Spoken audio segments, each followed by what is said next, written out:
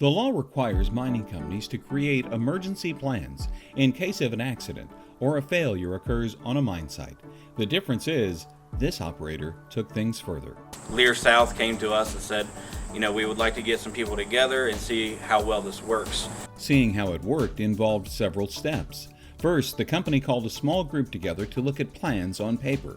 The 10 people in that first room realized they needed more people, more time, and a simulation.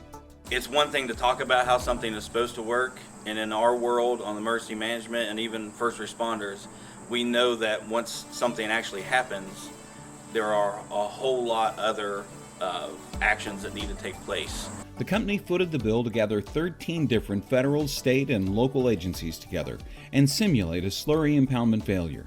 They kept agencies separated so they had to communicate as if a real emergency was going on.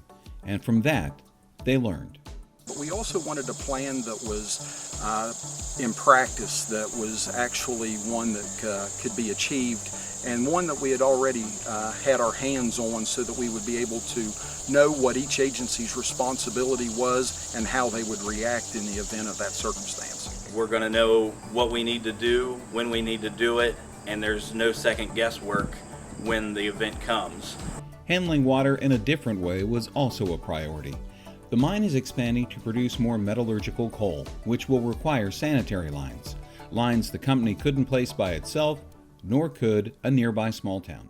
We love the idea of that possibility happening due to being able to pick up 95 to 150 customers. However, we just didn't have the ability and the means to do that. So the company, the city, and the county sponsored an engineering study to determine the project cost of $2.5 million. The city won an economic development grant of $2 million. The company covered the rest. Local citizens saw no increase in their bills, and the project has a side benefit. We are going to be able to put fiber into the ditch line that the sewer line's going into, which will also expand broadband to a very rural part of Barber County.